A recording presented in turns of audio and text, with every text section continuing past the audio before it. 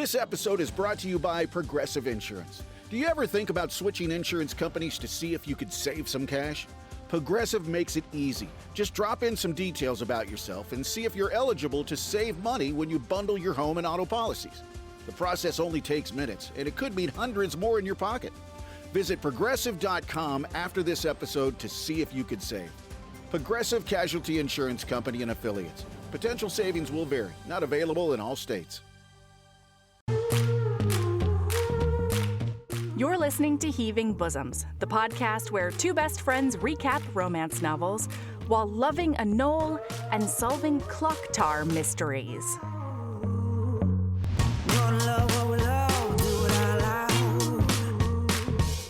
Stack our shelves with the clinches out. Shout it from the rooftop, can you hear the sound? Yeah. Live your best life, love it out loud. Love it out loud. Hey HBs, we're T-3 days to Glitter Dragons. That's right, this Friday, Sabrina and I are squeeing about The Undermining of Twyla and Frank by Megan Bannon.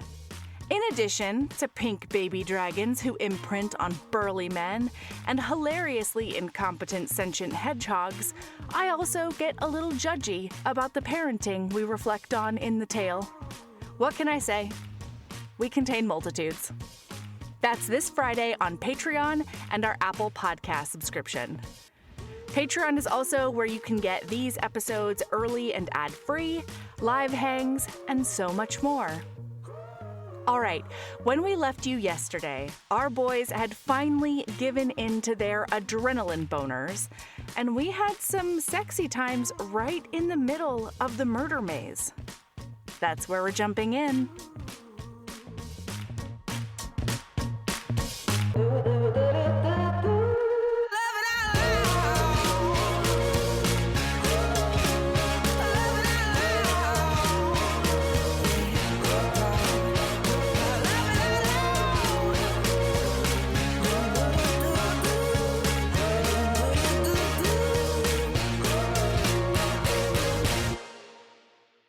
Super hot.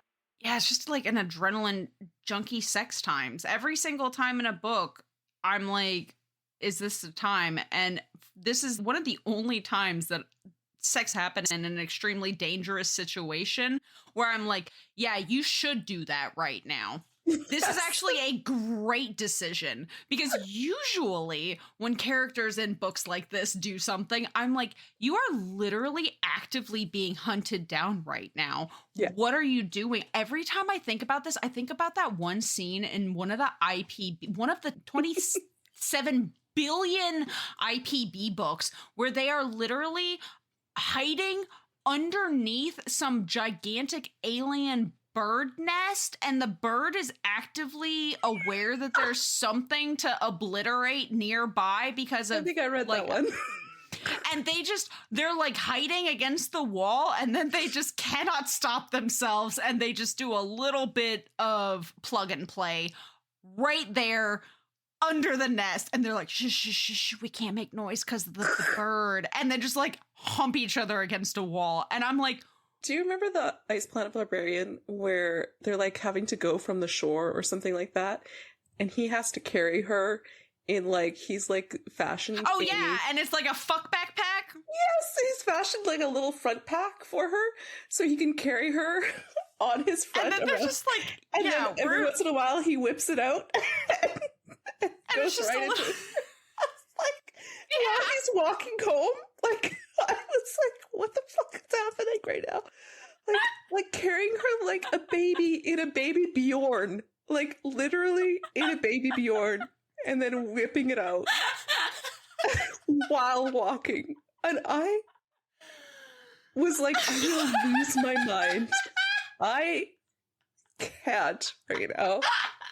Oh my god, Ruby Dixon has just given us so many gems. She's a genius. Oh my god. Yeah, I do think about that also. I do think about the fuck backpack on the regular, like, and it's not even like a back, the fuck front pack. It's a front pack on the regular because like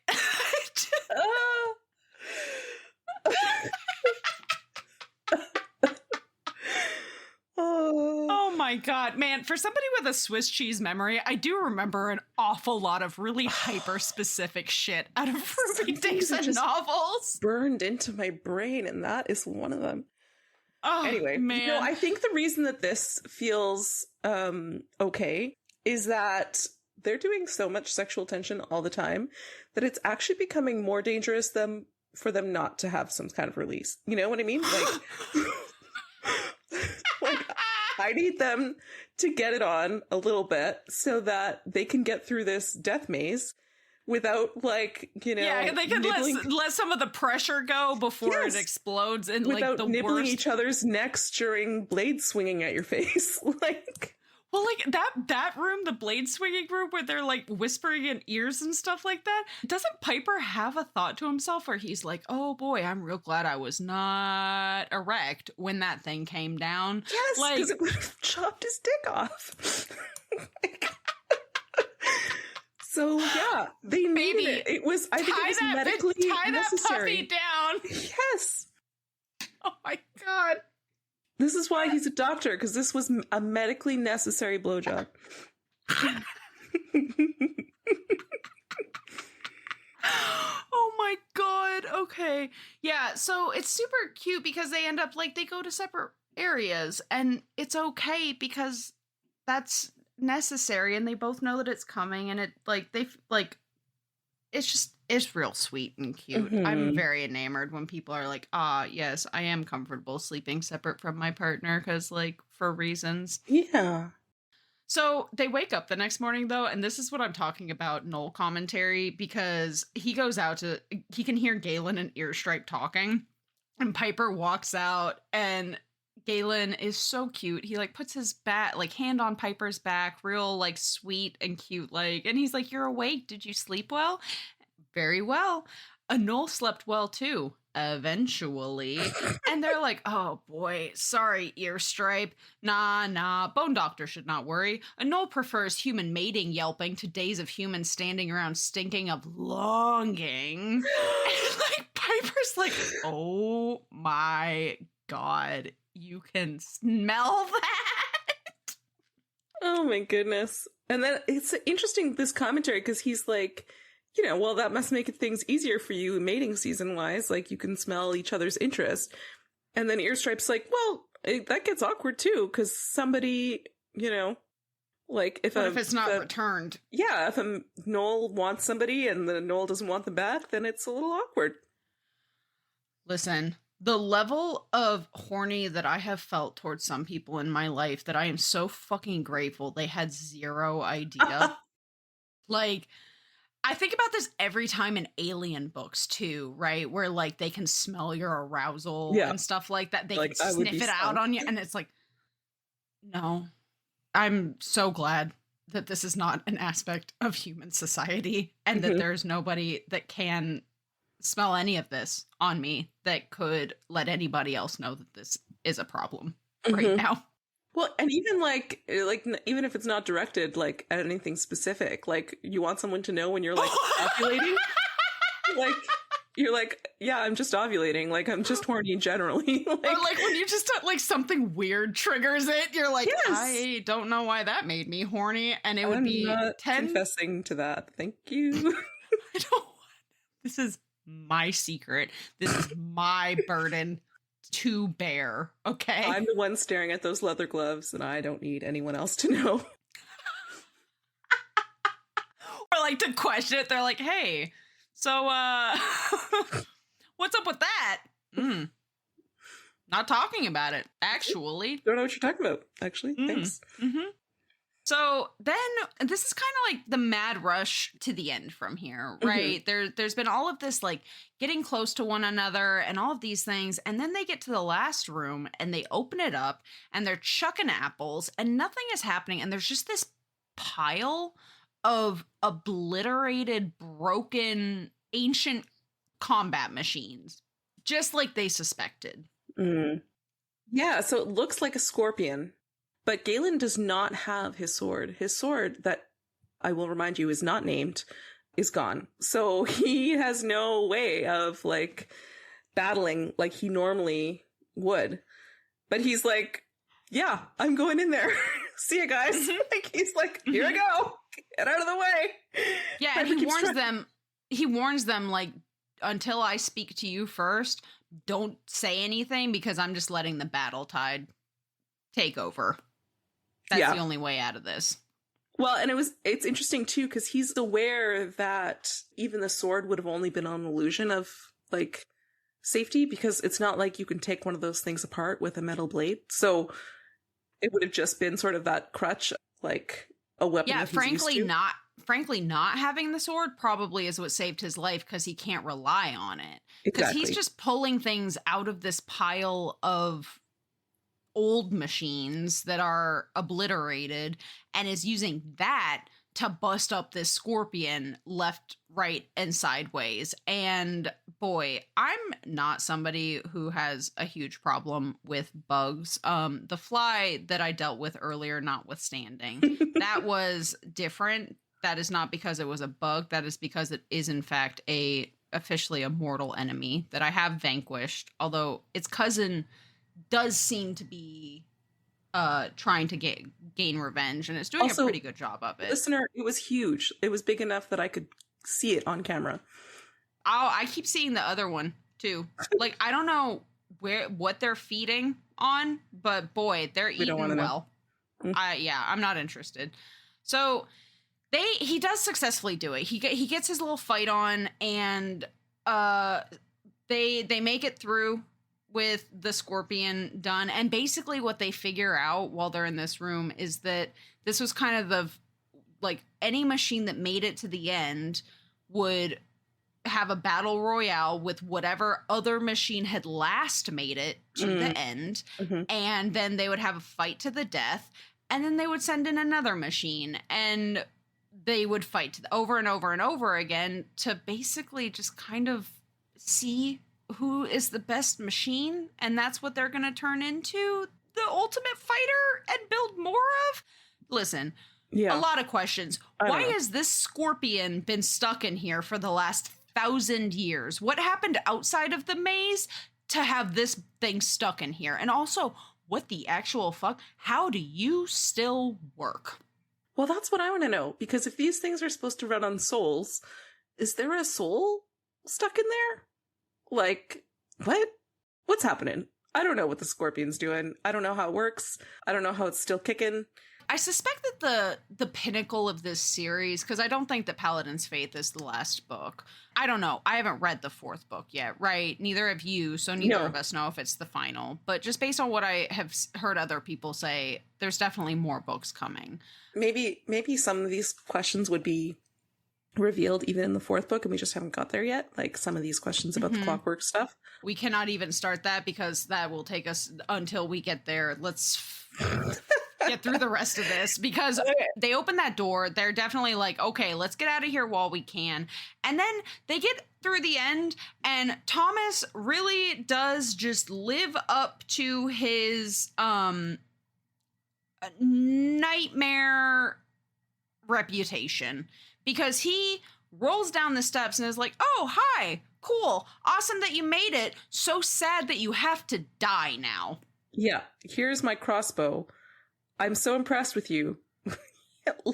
Congrats. Well, and his thing is, like, unfortunately, there's too many of you to live. So, like, because Piper tries to talk him down from it and be like, hey, I'll tell you all about how we made it through the end. I would love to talk out how this dungeon thing works. And Thomas is like, yeah, unfortunately, that leaves your friends free to run away. And this is such a great example of proof that Thomas is absolutely banana pants off his rocker, because the reasoning is not they will come get me for all of the murders that I took part in, but they will come and hurt the ruins beneath my home. Mm-hmm. Hey, Thomas, what?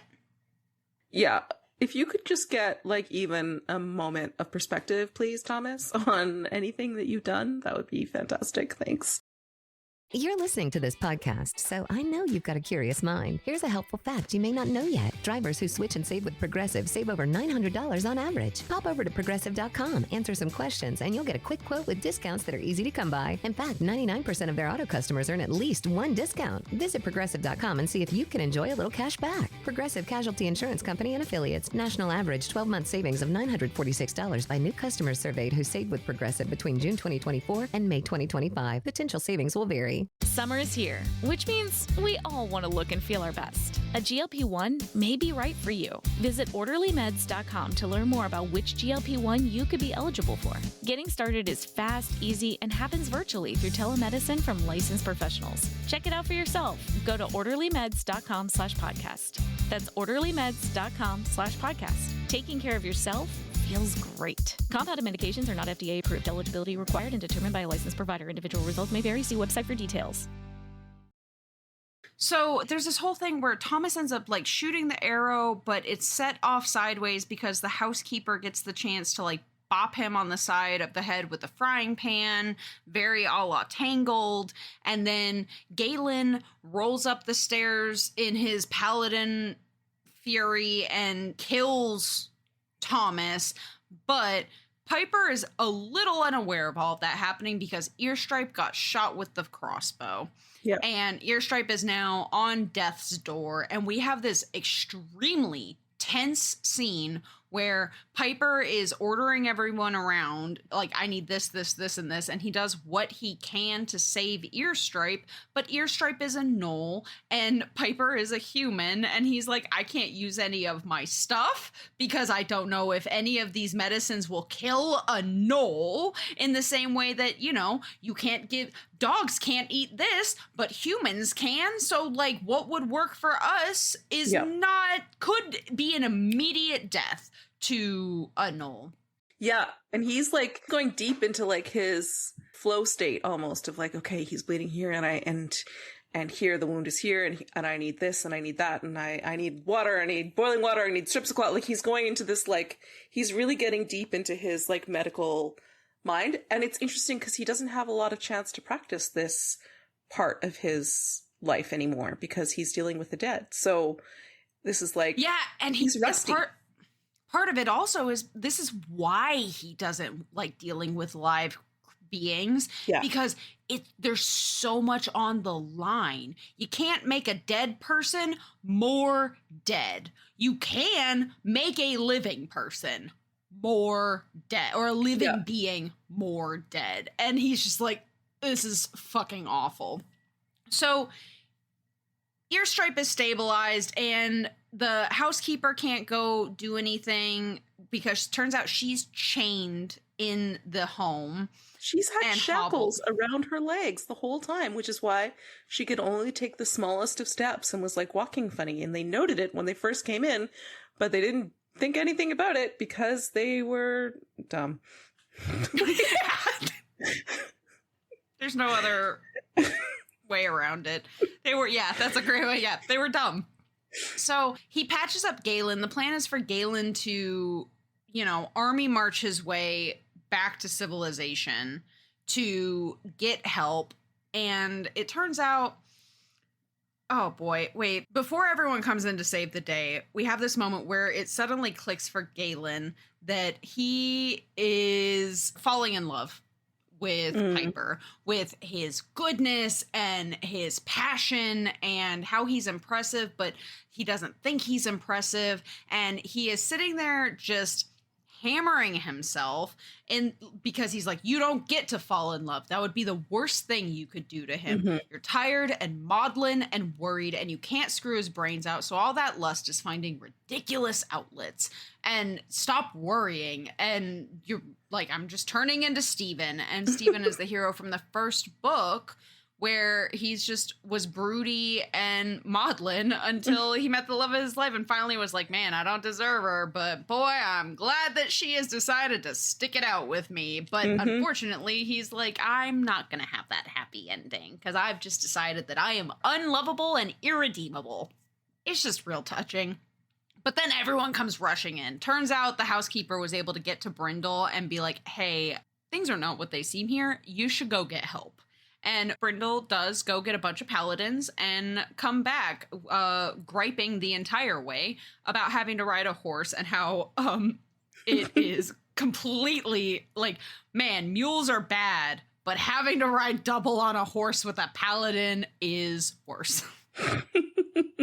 Well, I find it interesting that horses don't like to carry berserkers, so they like sense something about them that's like that they're off somehow. They're like, these guys can't be trusted. Listen, I don't know how much horse experience you have, but horses are, depending on the horse, boy, yeah, they'll clock that shit. Yeah, really perceptive, like to vibes and emotions and all that stuff.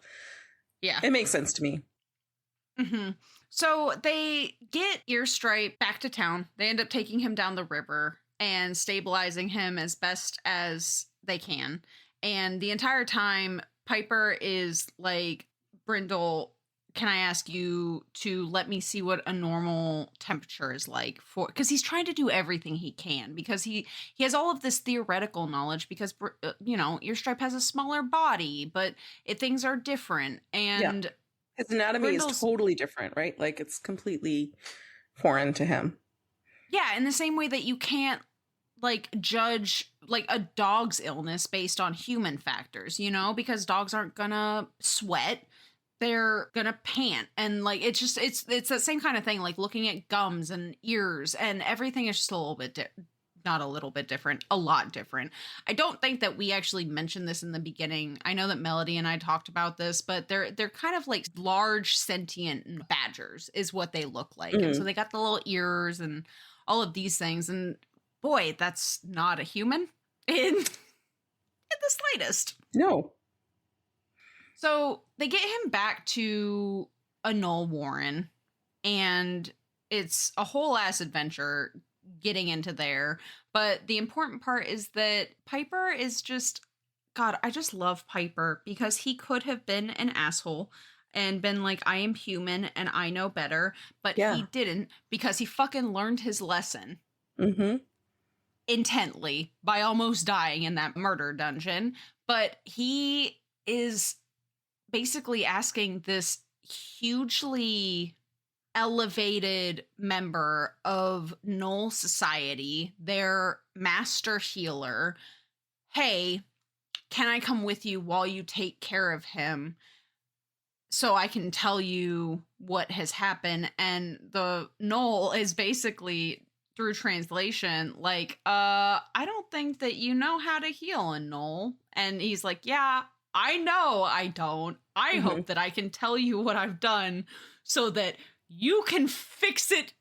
Anything that I've done wrong, you can fix better. And he is definitely very respectful and aware that this is a whole different society. This is different anatomy. And it's real cute because we have this scene where Galen, with hearts in his eyes, is just watching Piper be Piper with this Knoll healer, and like, oh man, interesting, tell me more, and like getting excited about like learning about their anatomy and like how to save them and like our differences and our similarities. And he's just like, oh man, he is a good man who is good at what he does, and he wants nothing more than to help people. And when it began to hurt him too badly, he found another way to help. And he is, man, Galen, buddy, he's like, oh no, I think I might be falling in love. Galen, might be? Babe, come on. Fallen. You are That's done. All happened. Done. It's done. Yeah. Yeah. I love how Piper, because he's an expert who also respects expertise, really like acts in that space where he's with the Knoll Elder. Like he's so like, he takes on that role of like respectful apprentice. He thanks him for sharing his knowledge, and he thanks him, like he says the words, you're very generous to a human who can't smell. Like he knows like kind of these forms that he's picked up from Galen about like how to interact with gnolls in this way. And I feel like he's learned a lot in his short time. Oh yeah, it definitely shows that he's a sponge as far as learning about the gnolls and being respectful. And I think one of my favorite parts is that, so he's given permission to refer to this master healer by his human version of his name, which is a huge sign of respect. And it's so cute because he basically puts forth this can we learn from each other moment of, I want to be able to help gnolls and maybe you would be able to help humans and we can share our knowledge kind of thing. Mm-hmm. And Skull of Ice, the master healer, is like, yeah, I guess we can do that. And like all of the gnolls around him are like flabbergasted. They're like, what? I can't believe you don't even understand what a sign of mutual respect this is. Like, it's just real touching. And I also love that all of the gnolls, because Skull of Ice doesn't speak human. Yes.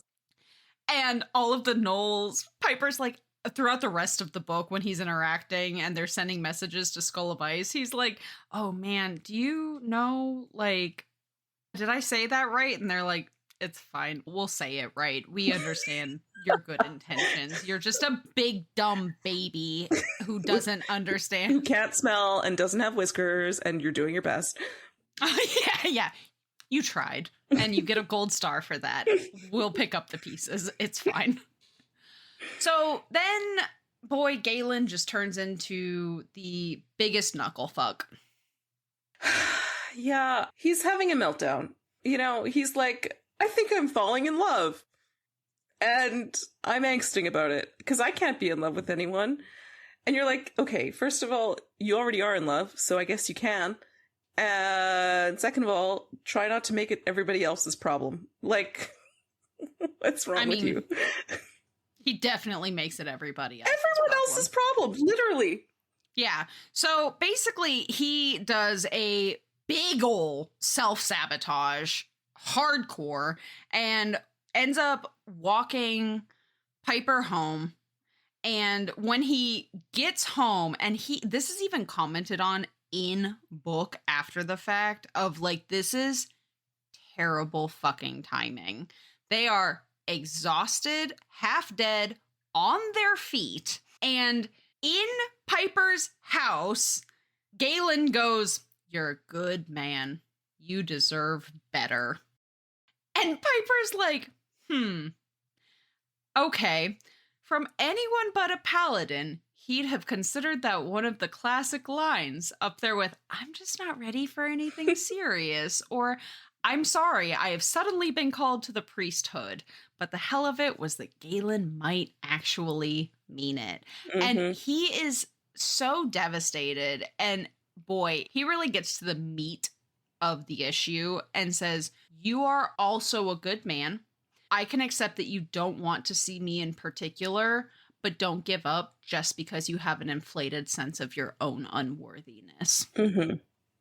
And Galen is basically like, you don't get it. There's no such thing as a happy ending. I can't ever sleep beside another person again. I'm dangerous. And Piper's like, I love this line. He says, my God, man, great love poems aren't written about how lovers get 8 hours of sleep a night and no one steals the covers. So maybe we fuck and then go to separate beds.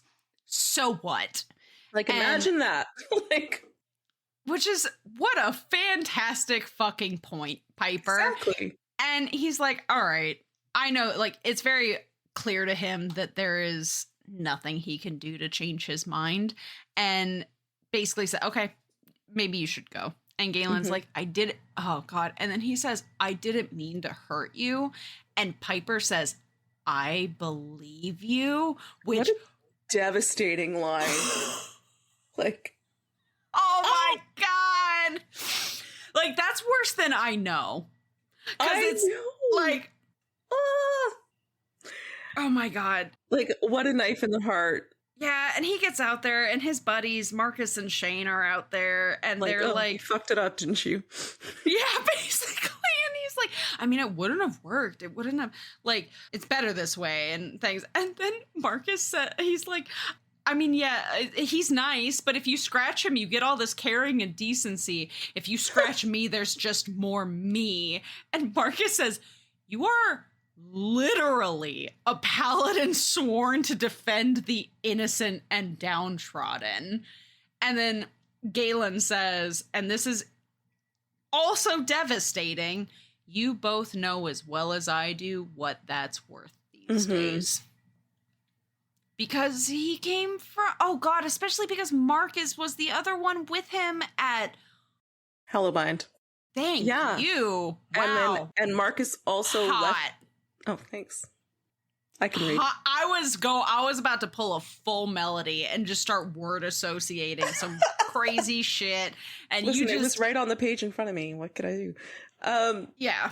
And Marcus was the one who left his wife after. And so, like, it's really shitty of him to be like, see, you did it too. You left your lover. And like, it's like, maybe hey, Galen, don't stab your friend in the heart. Would that be, something you could consider? Is that an option here? Possibly, maybe. So then we end up with like this montage of Piper miserable, Galen miserable, and this happens over the course of several days. And they finally see each other for the first time again because Earstripe is better. They're invited back to see Earstripe. They get there and Earstripe fully calls them out and is like, man, so like, what's going on here? Why are you so awkward? And they're like, nothing's awkward. What are you talking about? And he's like, oh my God, humans really cannot smell, but whatever. And we go back to montage times of sad boys being sad boys. Oh my God. We don't go back to sad boys being sad boys because on the way out of seeing Earstripe, Galen kisses Piper. And Piper is like, go fuck yourself. What are you doing? How fucking dare you? Like, that's not fair. You don't get to do this to me, to tug me around like this. And he just cannot stop thinking about it. And it is such a fair boundary for Piper to set because that is fucked up. Like, don't push this man away and then tell him you're just, want to walk him to the river to make sure he's safe or whatever. And then be like, oh no, I did miss him. And then just like go in for a kiss. Like, that's really jerking him around. Like, he's in the wrong. I know Galen's just conflicted and dealing with his own shit, but he doesn't get to like put that on Piper then. Like, that's not fair to the person that you just told that you don't want to be with. Like, so yeah, I really am like, Piper put up some really good boundaries and I was really impressed. Well, yeah, because Piper's boundary is, I don't think that we should see each other again at all. Yeah. Ever. Which, yeah. You know what? Probably not, buddy. That's fair. And then, boy, what a hell of a line. In Galen's point of view, he's like, eventually he went to prayer and the bottle, the two great comforters of humanity since the discovery of gods and yeasts. Which, like, what a killer line. It's just such a good one. You're listening to this podcast, so I know you've got a curious mind. Here's a helpful fact you may not know yet. Drivers who switch and save with Progressive save over $900 on average. Pop over to Progressive.com, answer some questions, and you'll get a quick quote with discounts that are easy to come by. In fact, 99% of their auto customers earn at least one discount. Visit Progressive.com and see if you can enjoy a little cash back. Progressive Casualty Insurance Company and Affiliates. National average 12-month savings of $946 by new customers surveyed who saved with Progressive between June 2024 and May 2025. Potential savings will vary. You didn't start a business just to keep the lights on. You're here to sell more today than yesterday. You're here to win. Lucky for you, Shopify built the best converting checkout on the planet. Like the just one tapping, ridiculously fast acting, sky-high sales stacking, champion of checkouts. That's the good stuff right there. So if your business is in it to win it, win with Shopify. Start your free trial today at shopify.com/win. Summer is here, which means we all want to look and feel our best. A GLP-1 may be right for you. Visit orderlymeds.com to learn more about which GLP-1 you could be eligible for. Getting started is fast, easy, and happens virtually through telemedicine from licensed professionals. Check it out for yourself. Go to orderlymeds.com/podcast. That's orderlymeds.com/podcast. Taking care of yourself feels great. Compounded medications are not FDA approved. Eligibility required and determined by a licensed provider. Individual results may vary. See website for details. what happens next is what I almost skipped that devastating kiss and shutdown for, is Earstripe's arrested because this is a corrupt fucking place. I and can't. Regime. Like, they took this man off of his, like, almost deathbed, not man, Noel, off of his almost deathbed to throw him in a cell. Like, and for what? Yeah.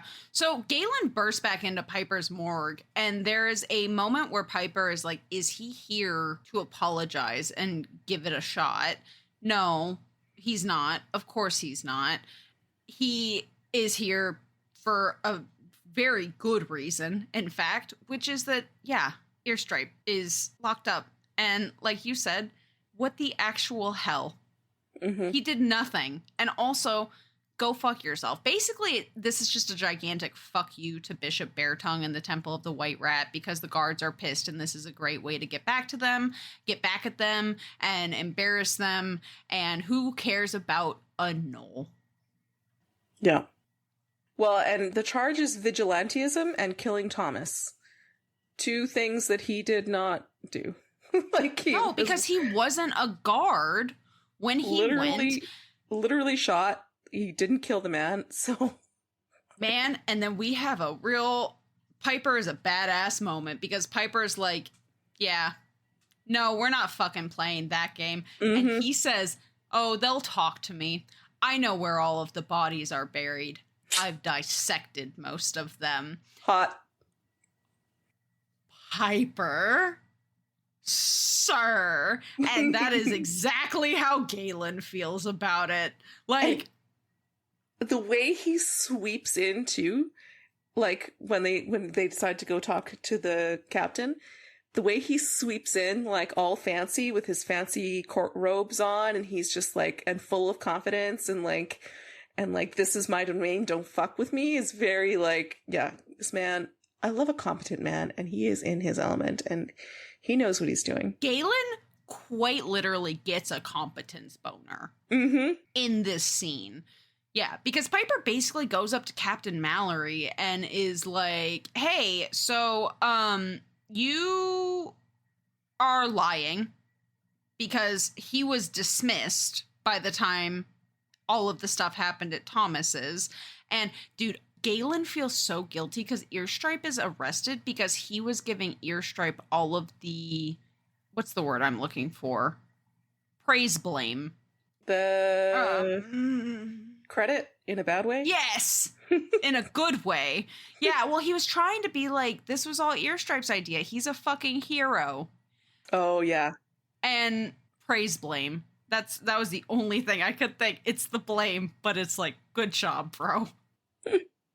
But basically, Piper lays down the law, and Captain Mallory sends him up to the, the top dog, the head honcho, with a note that just says, this is above my pay grade. And then Piper just lays down the law on this head honcho and is like, oh, interesting. So here I'm going to give you the facts of the case, because apparently your report doesn't even say that I was there. But this is the facts of the case, and if you fuck with me, I'm going to turn every lich doctor in the city against you, and your life is going to be a living hell, because we will not do you the courtesy of death. It's incredible. And the entire time, Galen is just so horny for his competence. He's like, this is like alternating between, I want to reach across this desk and strangle these men, and my God, I want to bend Piper over the desk and just go to town. I also love that he does when he goes up to see the higher up, he's like, it's the typical, like, oh, he doesn't see anybody except by appointment. And Piper's like, he'll see me. And he will. Such a flex. Yeah, so they end up leaving. It's real complicated. So that's as much as we can really explain. We'd have to go into so much background and context to understand how this is, like, how it all goes down. But basically he wins. Earstripe is going to be free. And when they walk out of the building, Steven was in there with them. And he walks out and he's like, "You're worried you'll break him, huh?" Because I gotta tell you, from where I'm standing, he does not seem particularly fragile. And Galen is like, if the stakes hadn't been so high, Galen would have been getting hard just watching him. His spongiform erectile tissue is definitely thinking about it.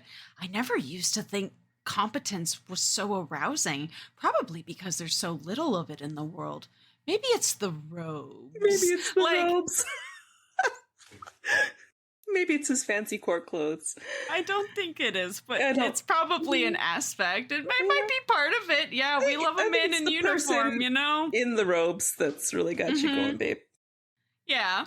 Yeah, look at how powerful Piper is, because Piper is a stone. Like, all of the passion and the fun and the intrigue that Piper gives off and every other time in his life, none of that was out during this experience. It was just stone cold badass. Like, I'm in charge here, and Galen's real into it, you know? He's so into it that he does go up to Piper mid-sentence, grab him, and then kiss him. Mm-hmm. And Piper's like, "I'm kissing you back," and Steven is like, he's still there. So he's like, "I'll just step back here and politely look at this architecture while you guys have your moment." Yeah, and Galen is like, "I am so sorry, and I'm a blithering. Yeah, I mentioned that you're incredible, and you'll have absolutely no problem defending yourself from my stupidity." And Piper's like, "Whoa, why do you think that, like, what are you saying?" And he keeps going. He's like, "I should have apologized first before the kissing." No, he's like, "I did it out of order. Sorry." "You want to yell at me? You can yell at me. I deserve it." Meanwhile, like, Steven's just like, "Lovely freezes around here. Those bass great reliefs."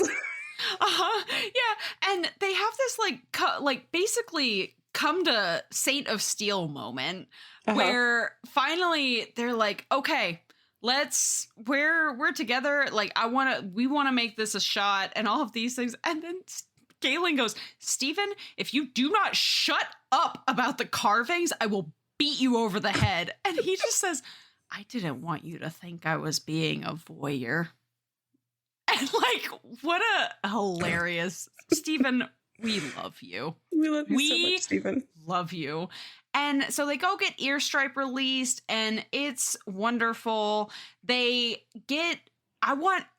not gonna lie, I want a redemption arc for Captain Mallory so fucking bad, where he, like, really just picks himself back up and becomes the man he was when he started in the Guard, with, like, standing up for the downtrodden and, like, making sure that things are better. And God, I love just a multi-book redemption arc where the villain becomes a hero. And I don't think he's too far gone for that. Like, I do think he has a sense of shame about how things have gone, and, you know, like, I think he could be redeemed. Well, yeah, especially because the point where he gives them the note to go up to Tamsin is when Steven goes, I'm so disappointed in you, Mallory." Like, that's when Mallory's like, "Oh no. Oh no." You never want to be told that you're disappointed. Yeah. That you disappointed Steven. It's so cute. And then oh my God, it's so cute because when Earstripe gets out, he says, "Anole is lucky in his friends. Glad friends have stopped twisting their whiskers too." And Galen says, "Yeah, well, you know, what can we say? I can't smell." And he's referring to the fact that he can, like, Earstripe can smell that they're together foreversies now. So cute. Oh, man. And then they have makeup sex, and it's great. Yeah, and it's completely fade to black, and it's so fucking funny. I'm not even mad at it, because when we zip back into it, Piper is just laying in this obliterated bed going, "Huh, I'll need to tip the washerwoman especially well. This is, wow, we really fucked this place up. This is a lot. No regrets, but, like, oh boy." And they officially like confess their love to each other. And like, I'm in love with you and I want to be with you. I'm probably going to screw this up, but also like, let's try at the very least and see if we can work it out. And it's so funny because Galen says, I'm a bastard and a berserker. I've killed so many people, you have no idea. And then Piper said, I've died 100 times. I spend my life with corpses. I'm not afraid of you. And it is both funny and just so touching. And they're going to work back. And then we have a little epilogue that's not little at all because, my God, I thought the book was over. And then a bazillion gigantic things happened. The least important of which, as far as the rest of the books are concerned, is, boy, Galen, could you do a more awkward proposal? Like, you are a hot mess, my friend. It's so funny because he's like, they're about to go confront, whatever is at the temple of their god. And he's like sweating, nervous. Like, there are all these people around, all these paladins and their partners. And he's like, hey, maybe I'll just get down on my knee right here in front of the carriage. Like, well, so this was actually a so you said you read this a month ago. So this is actually a flashback to it because he's rubbing his wedding ring. Oh, and he's rubbing his yeah. And so like he's thinking back on the flashback, and like in the flashback, he's like, man, so it's been, because Piper's like, are you sure you're proposing? And he's like, yeah, it's been 5 months and I was close to ruining it and I'll probably do it again. And I really want a chance to throw myself at your feet and beg for an apology before I have to, or like before you tell me to die in a fire. And yeah. And Piper's like, that's a terrible reason to get married. And he's like, oh, well, how about I don't deserve you and I don't deserve to be as happy as you make me. And I'm just enough of a bastard to try to grab onto something I don't deserve. And this character that we did not talk about, but there's a touching moment earlier in the book, pops in and she's like, hey, how about you just tell him you love him, you redheaded numbskull? And he's like, oh, did I not say that? Oh my God, Piper, I love you. Now I remember this because the whole time that this is happening, you find out Piper is literally standing there holding a bone saw. Like, it's in the middle of the workday. He's like in his bloody apron holding a bone saw. And Galen goes into this like speech. It's a ridiculous speech.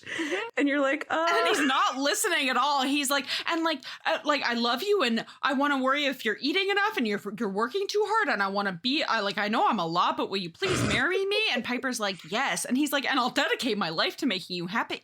Yes. If you have enemies, I'll kill them. And then you can dissect them if you like. Would you like that? I'll do it. Just please marry me. Yes. And he keeps going. And Kayla's just like, dude, he said yes. And he's like, oh, yes? You said yes? Oh, okay. Thank goodness. I'm so happy that you said yes to me just now. Like, amazing. Dude. You're listening to this podcast, so I know you've got a curious mind. Here's a helpful fact you may not know yet. Drivers who switch and save with Progressive save over $900 on average. Pop over to Progressive.com, answer some questions, and you'll get a quick quote with discounts that are easy to come by. In fact, 99% of their auto customers earn at least one discount. Visit Progressive.com and see if you can enjoy a little cash back. Progressive Casualty Insurance Company and Affiliates. National average 12-month savings of $946 by new customers surveyed who saved with Progressive between June 2024 and May 2025. Potential savings will vary. You didn't start a business just to keep the lights on. You're here to sell more today than yesterday. You're here to win. Lucky for you, Shopify built the best converting checkout on the planet. Like the just one tapping, ridiculously fast acting, sky-high sales stacking, champion of checkouts. That's the good stuff right there. So if your business is in it to win it, win with Shopify.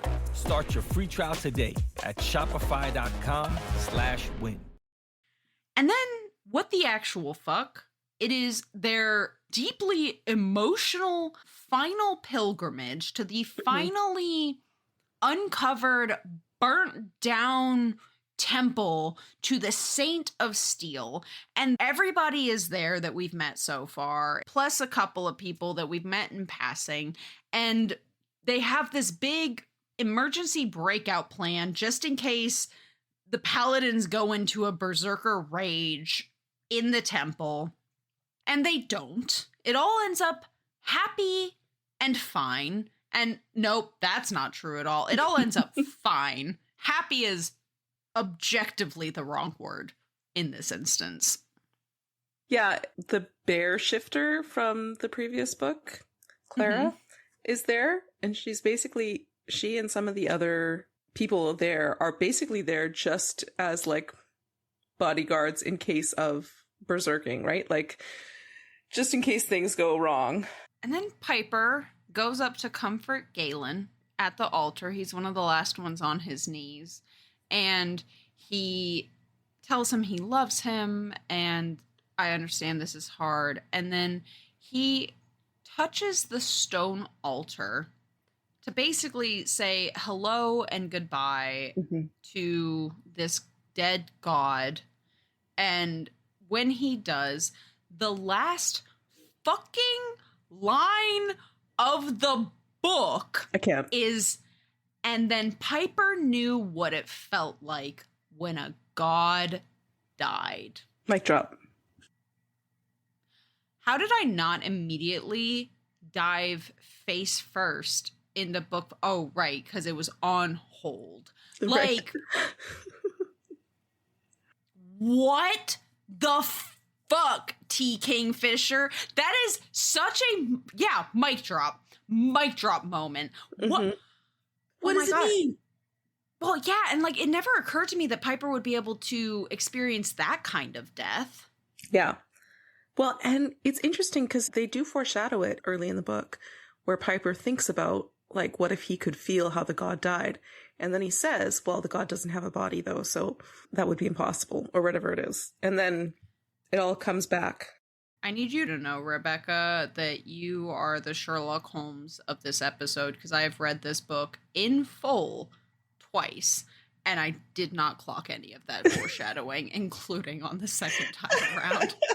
I forgot that that's how the book ended, in fact. And I got to the end, and yet again, it was like being slapped in the face with a cold, wet fish. We're struck by lightning once again.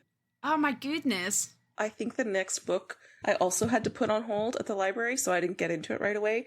So I kind of did the same thing as you then when I got like sidetracked, and I was reading almost exclusively Dungeon Crawler Carl, and also going through those books, which are also very high stakes, especially at the end. But yeah, reading it again, I before recording, I was like, oh, right, I really wanted to read the next book because of this last line. Yeah. It's a good hook. Yeah, no kidding. It's a hell of a cliffhanger. It's also a very effective cliffhanger because everything in this book is tied up, right? Yeah, like, totally. There's no loose ends as far as this book is concerned, but boy, howdy, does it lay the groundwork for whatever comes next. Yeah. And it's going to take everything in me now that the book is not on hold and it is just sitting on my e-reader not to immediately go pick it up. And that would be a terrible decision because I do, in fact, have to sleep. Yeah, sleeping is important. But you know what? Maybe tomorrow you can read for 3 hours and get through it. This is not going to be a 3-hour read.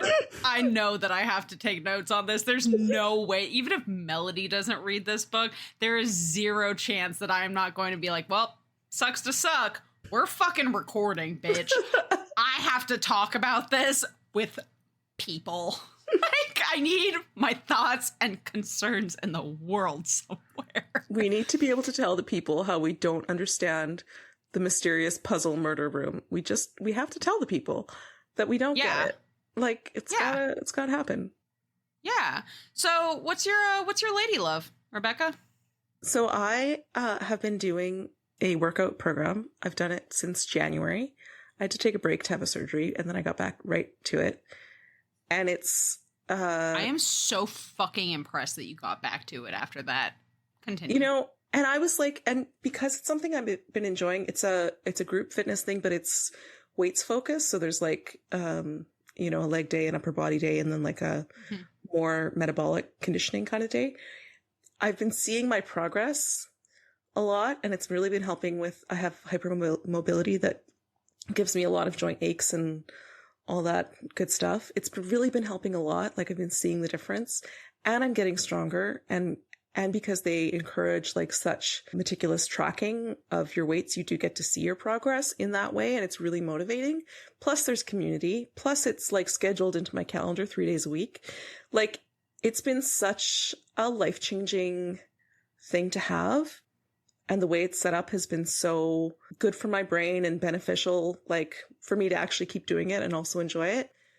I just like I can't recommend it enough to find the thing that like keeps you, active. Get active. Yeah, it keeps you strong, makes you get stronger, especially because like I'm in my 40s. And so I'm now building the muscle and capacity to be able to like age and not get hurt as easily. And so like, yeah, it's been really empowering. And this last like 6 months or so has been really life-changing. So that's my lady love. I love that.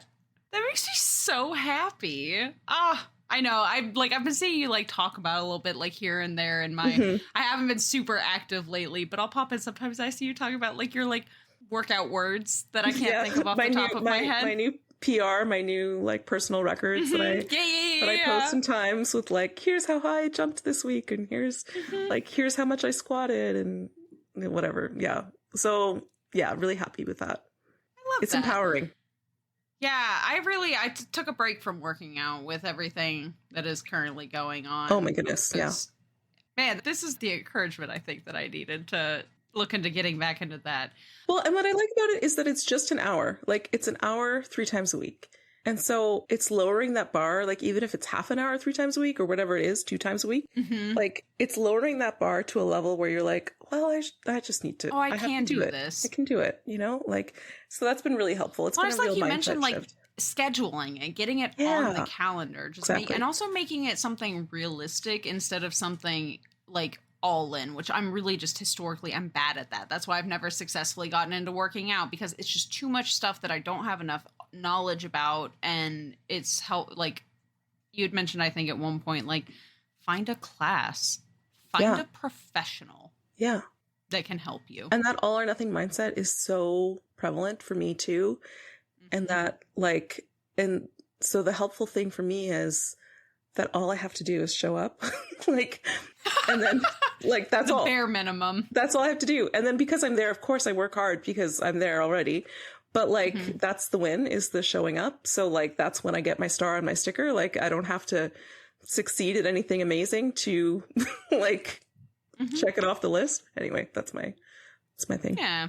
So my lady love is, for years, my go-to at-home craft projects have been blankets, knitting blankets. Like, it's what I do while I read books. And it's just kind of like, for years now, that's been the default for my home projects, right? Unless I'm making something extremely specific, it's just been blankets for a long time.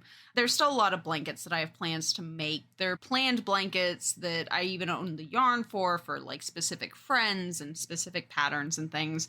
But I also just like having a thing that I work on that is not for anybody there, because the minute it's specifically for somebody, I feel, even though they might not even know I'm making it for them, it's a self-imposed deadline. And I hate a deadline. I'm bad at a deadline. It's both it both is extremely useful as an ADHD person, because you get that magical ADHD superpower of, I'll get 3 weeks of stuff done in 12 hours. It's fine. But also it's debilitating to constantly be on it. And so whatever. So I just like having a project that is whatever. And my lady love is actually a pattern designer on Ravelry. That is where I found her, because I am kind of transitioning out of blankets into shawls. Out of kind of nowhere, where I've been wanting to work on a lot of shawls, like, and they're big shawl. Like the one that I just recently finished, it's a pretty big shawl. And I needed a second project because I finished that one. I don't want to redo that pattern, but I accidentally got a new pattern, and all of a sudden I'm looking at the PDF and realized this looks really familiar. Not the the pattern itself, but the design of the pattern PDF.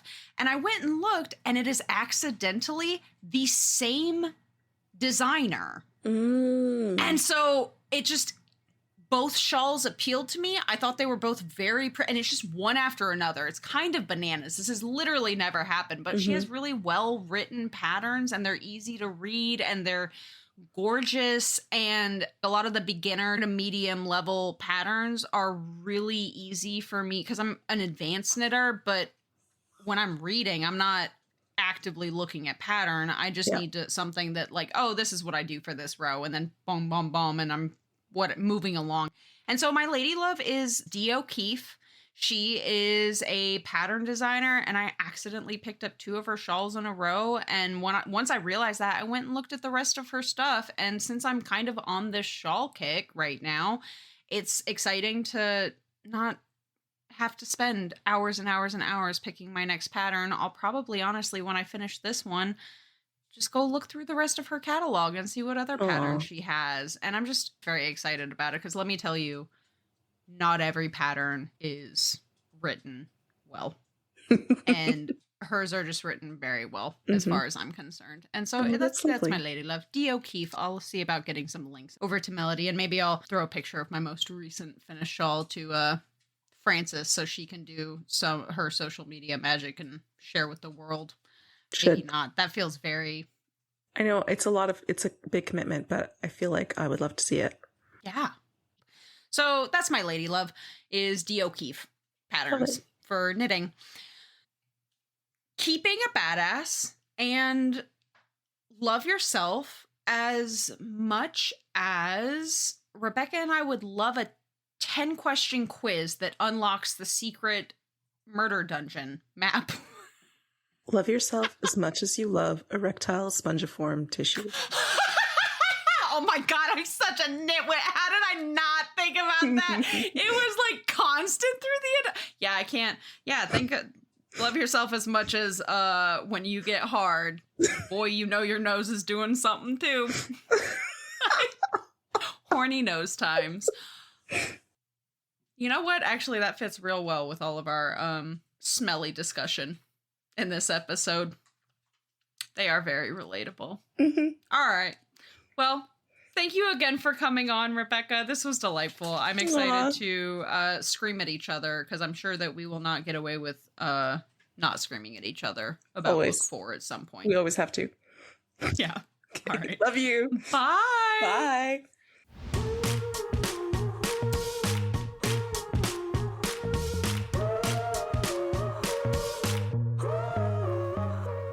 Thank you for listening.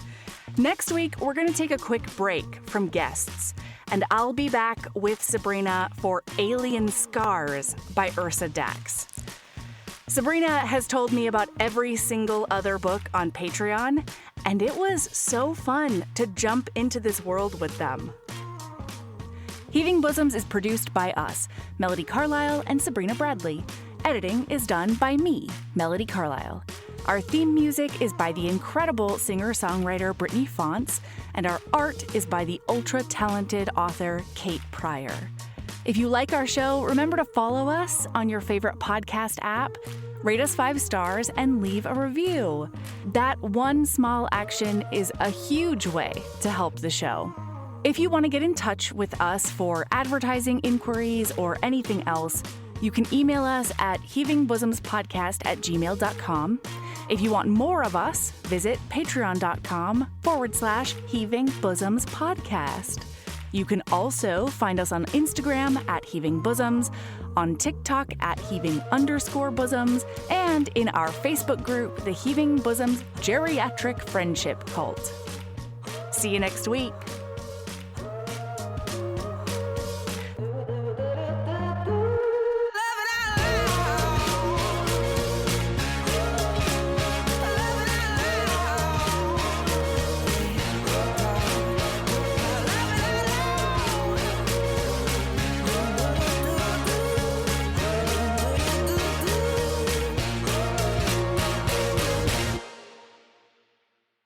Insurance isn't one size fits all. That's why drivers have enjoyed Progressive's Name Your Price tool for years now. With the Name Your Price tool, you tell them what you want to pay, and they'll show you options that fit your budget. So whether you're picking out your first policy or just looking for something that works better for you and your family, they make it easy to see your options. Visit Progressive.com. Find a rate that works for you with the Name Your Price tool. Progressive Casualty Insurance Company and Affiliates. Price and coverage match limited by state law. You didn't start a business just to keep the lights on. You're here to sell more today than yesterday. You're here to win.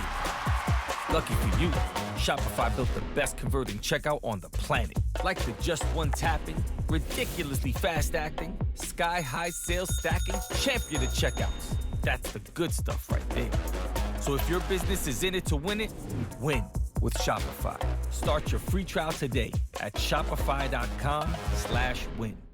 Summer is here. At Orderly Meds, we know this time is a reminder that life is full of new beginnings.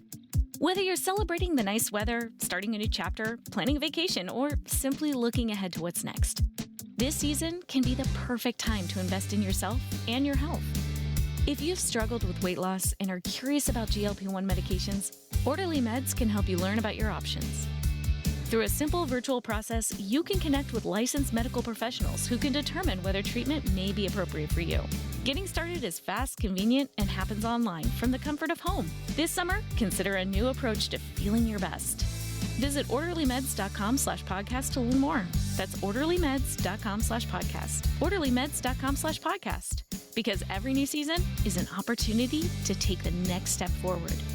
Compounded medications are not FDA approved. Eligibility required and determined by a licensed provider. Individual results may vary. See website for details.